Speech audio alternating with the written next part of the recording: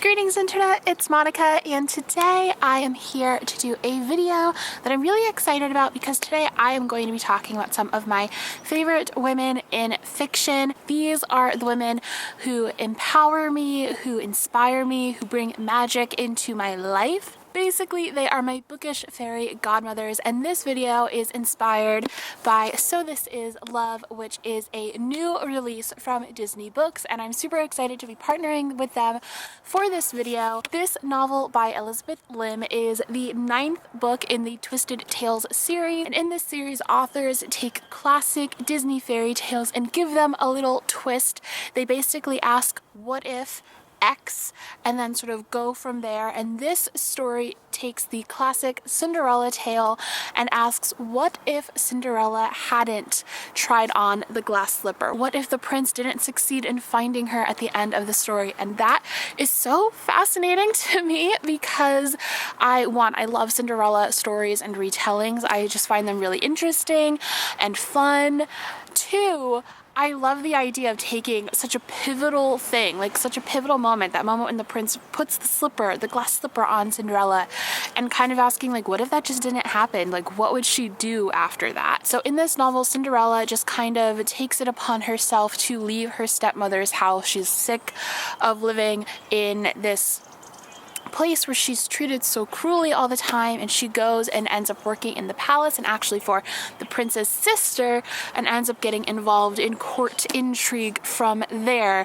And yeah, I'm just really interested in that because, again, I love the Cinderella film from Disney. I love Cinderella retellings in general, so I'm pretty hyped for this and really excited to be working with Disney Books for this video because I love talking about women in fiction and celebrating the women in my life who, again, have just been sort of like those fairy godmothers for me in the stories that I've read. So without further ado, let's dive in. So the first character I want to talk about is Joanna Morgan from the novel How to Build a Girl.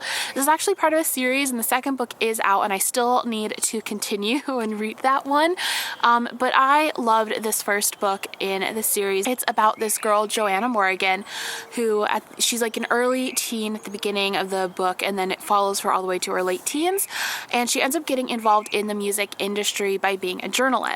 I definitely recommend this book to anyone who liked the film Almost Famous or loved Daisy Jones and the Six. I think it explores a lot of similar ideas about being a muse and agency, especially like women's agency. And what I love so much about Joanna is, one, I loved following her journey in the novel. Her family comes from poverty, and they're like super chaotic and amazing. I love her family, and they're so relatable, and they just feel so real, which is part of why I love her family and just her world so much. But so much of the novel is also about Joanna kind of trying to fit this idea, this mold of this like jaded, cool girl, music industry woman that she thinks all the men in her life want her to be or need her to be in order for her to be accepted.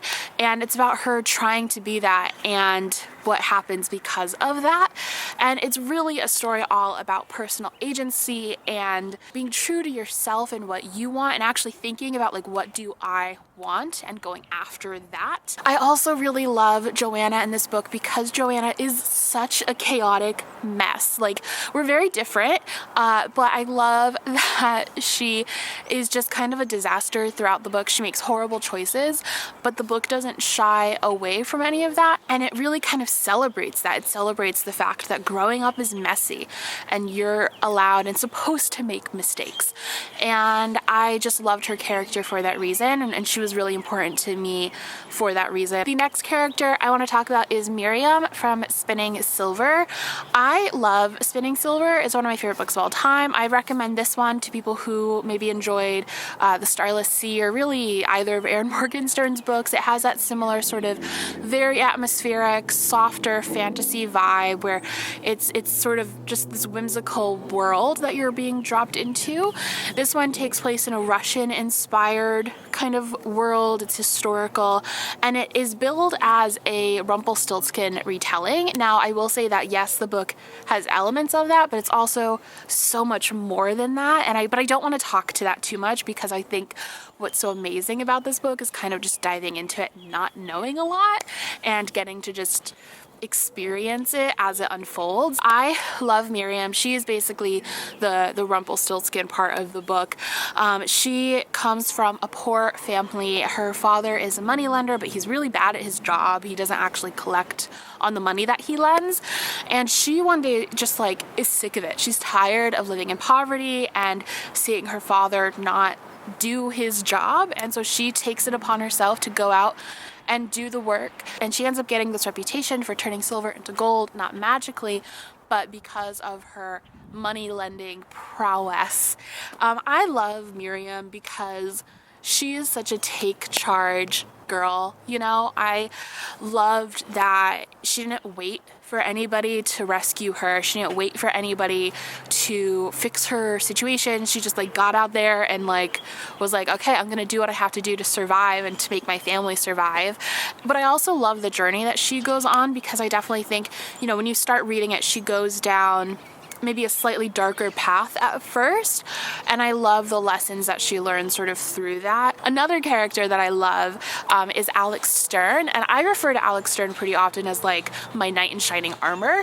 You know, like when I first read Ninth House, reading Alex Stern, like the longer I was reading the novel, it really felt like I was being surrounded by armor. You know, that is Alex Stern's character. She is so strong and in your face, and she is not afraid to hold her ground and fight back, and I love that about her. I think for me that's something I definitely struggle with just sort of holding my ground better and being more upfront about, you know, this is right, this is wrong, and this is my stance on it.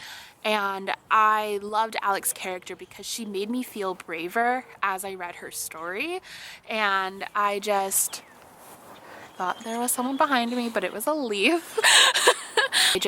Her character is amazing. I talk about Ninth House a lot, so I'm not going to wax on too much about it, but if you're not familiar, it takes place at Yale, a fictionalized version of Yale where basically all the secret societies perform magic. Alex Stern is recruited because she has been able to see ghosts since she was a child, and she's brought in to basically be part of another secret society at Yale where they oversee all of the other ones to ensure that they don't cause too much trouble. And the novel itself it's a mystery, it's spooky, it's gritty, it, you know, dives into a lot of really tough topics about privilege and agency, and I love Ninth House, and I love Alex Stern with my whole heart. Honestly, like, she is truly my knight in shining armor.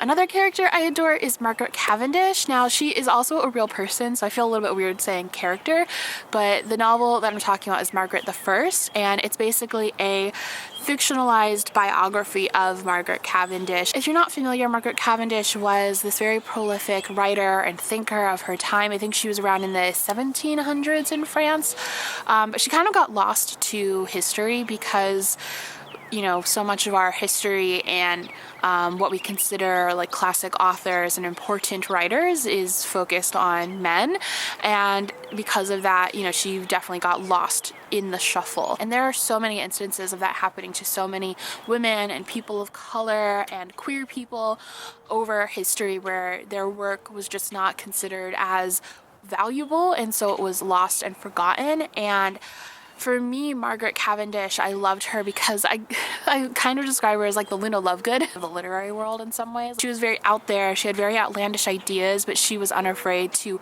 express them and to be herself.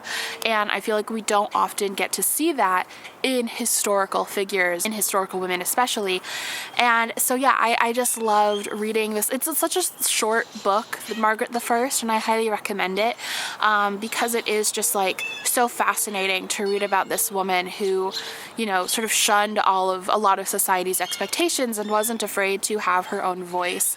And for me, obviously that's really inspiring. And for me, this book inspired me to just want to, you know, to be more thoughtful about the classics that I consider classics and that I decide to read. And yeah, that's been really important for me ever since reading this, and just to think a lot more critically about, you know, why is this considered a classic, and trying to find those ones that maybe were lost. If you're interested in that kind of thing too, I'd recommend checking out Persephone Books, which is an imprint that that publishes novels that were lost to time, especially novels by women. So definitely want to check out. Now, of course, I cannot do this video without talking about my queen, Hermione Granger from Harry Potter. Honestly, do I have to say much about Hermione? I think for me, growing up, like, Hermione was like my big sister in fiction. I loved Hermione growing up, and she was so important to me because she wasn't sort of like traditionally cool. She wasn't considered cool at Hogwarts, and she probably wouldn't have been considered cool anywhere else, but she was an amazing character and so fun to read, and I loved her. I loved how just competent she was, but also compassionate, and I think for me that's what I love so much about Hermione and why she sticks with me today, is that she has ambition. She wants to be the best that she can be and achieve things, but she also has so much compassion for the world, and that drive and focus doesn't impact that. It doesn't impede her love for other people and the way that she is compassionate and caring for other people. And for me, she's another one of those characters that just made me, especially as a kid, feel braver to be myself and to be clever when people kind of would rather you weren't. And I loved that about her. I loved that she loved books so much. I honestly think that's a huge reason why I read so much. Hermione's love for books and big books, I feel like, imprinted on me, and so now I feel that way, so I'm really thankful for that. Lastly, I of course have to talk about Lara Jean from 12 Boys I Loved Before. Lara Jean has a lot of, there are a lot of reasons why I adore Lara Jean and why she's one of my favorite characters, but one of them is because she is so soft and naive. And again, I feel like this is kind of a trend you might notice from this video, where I really value characters who are either coming into the fact that they don't have to be jaded or are just not that to begin with, and Lara Jean is definitely that character where, and I see it a lot where people will sometimes read the book and be like, she reads too young, and for me it was like, oh, finally a teenager who acts the way that I acted as a teenager, or felt the way that I felt. And that's what I love so much about Lara Jean, is that she is so innocent and naive to a lot of like the world, and she is completely unjaded. And what I love so much about the series is that she holds on to that.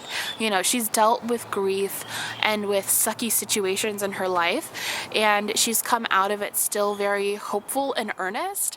And for me, that was really important, because that's sort of just the personality that I have, is that like I am a very earnest person, and I just, you know, I can't really manage or maintain that sort of like jaded mentality, and there's nothing wrong with that.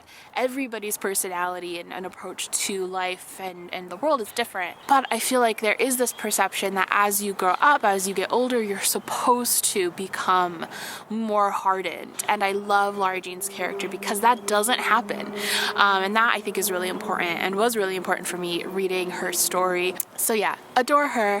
Definitely another favorite girl in fiction that I have read. And I think that is going to be my full list for today. I would love to hear from you guys who some of your favorite characters are in the comments down below. Who are some of your bookish fairy godmothers, so to speak? And once again, thank you so much to Disney Books for sponsoring this video. So This Is Love is out now. Thanks guys so much for watching, and I'll talk to you next time. Bye!